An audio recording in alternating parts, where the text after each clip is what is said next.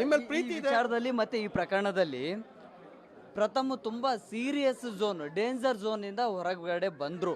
ಅಲ್ಲಿ ಅವ್ರ ಮಾತುಕತೆ ಅಥವಾ ಅದೆಲ್ಲವೂ ಕೂಡ ತುಂಬಾ ಅವ್ರ ಟ್ಯಾಲೆಂಟ್ ಇಂದ ಹೊರಗಡೆ ಬಂದ್ರು. ಇಫ್ ಇನ್ ಕೇಸ್ ಏನಾದ್ರು ನಿಮಿಷ ಹೇಳ್ತೀನಿ, ಇನ್ ಕೇಸ್ ಏನಾದ್ರು ಏನು ಇನ್ ಕೇಸ್ ಅವ್ರ ಜೊತೆ ವಾಗ್ವಾದ ಕೇಳಿದಿದ್ರೆ ಮತ್ತೊಂದು ಆಗಿದ್ರೆ ಅಲ್ಲಿ ಕೈ ಮಿಲಾಯಿಸುವಂತದ್ದು ಕೂಡ ಆಗ್ತಾ ಇತ್ತು ಅಂತ ಹೇಳ್ತಿದ್ರು. ನಿಮಿಷ,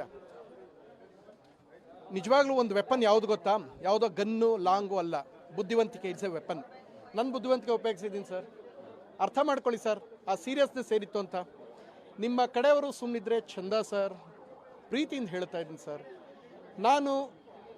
ನಮಗೂ ಕೋಪ ಬರುತ್ತೆ, ನಮಗೂ ಸರ್. ನೀವು ನೀರು ಕುಡಿದಾಗ ಹೇಗೆ ನಿಮಗೆ ದಾವಾಗುತ್ತೋ ನೀವು ನೀರು ಹೆಂಗೆ ಕುಡಿತೀರಿ, ನಾವು ಹಂಗೆ ಮಾಡಿ. ನಿಮಗೆ ಹೆಂಗೆ ಊಟ ಮಾಡ್ತೀರಿ ಹೊರಟಾಗ ಹಂಗೆ. ನೀವು ಸಿನಿಮಾ ಮಾಡಿದ್ರೆ 300 ಜನ ಊಟ ಮಾಡ್ತಾರೆ, ನಾನು ಸಿನಿಮಾ ಶೂಟ್ ಮಾಡಿದ್ರೆ 150 ಜನ ಕುಟುಂಬ ಊಟ ಮಾಡ್ತಾರೆ. ಏನು ಕಡಿಮೆ ಮಕ್ಕಳಲ್ಲ ಸರ್ ನಾವು.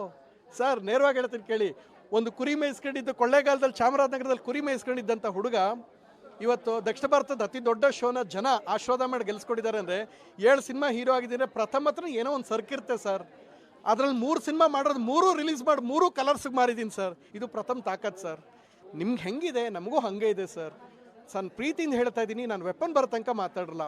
ಯಾವಾಗ ಬಂತು ಅದು ಮೀರಬಾರ್ದು ಸರ್. ಪ್ರೀತಿಯಿಂದ ಹೇಳ್ತಾ ಇದ್ದೀನಿ ಸರ್, ಬಹಳ ಪ್ರೀತಿಯಿಂದ ಹೇಳ್ತಾ ಇದ್ದೀನಿ ಸರ್. ನಮ್ಮ ಪ್ರೀತಿನ ಯಾರಾದರೂ ಮಿಸ್ಯೂಸ್ ಮಾಡಿಕೊಂಡ್ರೆ ಆಗದೆ ಬೇರೆ. ನಾನು ಇಷ್ಟೊತ್ತಿಗೆಲ್ಲ ರಿಟರ್ನ್ ಕಂಪ್ಲೇಂಟ್ ಕೊಟ್ಟರೆ ಬೇರೆ ಥರ ಆಗ್ತಿತ್ತು ಸರ್. ನನ್ನ ಉದ್ದೇಶ ಅದಿಲ್ಲ, ಗೌರವ ಇದೆ. ದಯವಿಟ್ಟು ನಮ್ಮ ವಿಚಾರಕ್ಕೆ ಬರಬಾರ್ದು ಸರ್, ಹೇಳ್ತಾ ಇದ್ದೀನಿ. ಈ ಪ್ರಥಮ್ ತರಲೆ ತುಂಟಾಟ ನಗ್ನಾಗ್ತಾ ಇರೋದನ್ನಷ್ಟೇ ಜನ ನೋಡಿರೋದು. ಹಾಗೆ ನೋಡಲಿ ಸರ್. ಯಾಕೆ ಸರ್ ಬೇರೆ ಆ್ಯಂಗಲ್ ಯೋಚನೆ ಮಾಡಬೇಕು?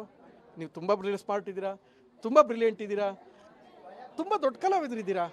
ಬೇಡ.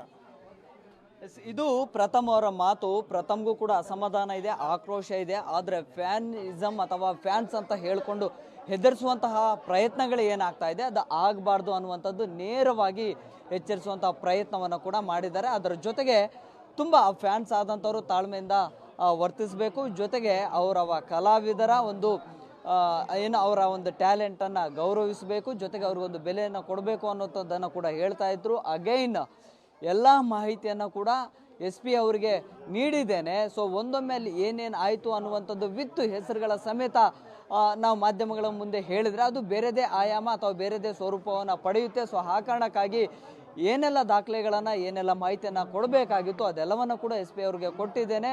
ಸೊ ಇನ್ನೊಮ್ಮೆ ನಮ್ಮ ತಂಟೆಗೆ ಬಂದರೆ ಸರಿ ಇರೋದಿಲ್ಲ ಅನ್ನುವಂತಹ ನೇರ ಎಚ್ಚರಿಕೆಯನ್ನು ಈಗ ಫ್ಯಾನ್ಸ್ಗಳಿಗೂ ಕೂಡ ಕೊಟ್ಟಿದ್ದಾರೆ. ಅಂದರೆ ಯಾರು ಹೆದರಿಸಿದ್ದಾರೆ, ಯಾವ ಹೀರೋ ಅಂತ ಹೇಳಿಕೊಂಡು ಅವರ ಫ್ಯಾನ್ಸ್ಗಳಂತ ಹೇಳಿಕೊಂಡು ಹೆದರಿಸಿದ್ದಾರೆ.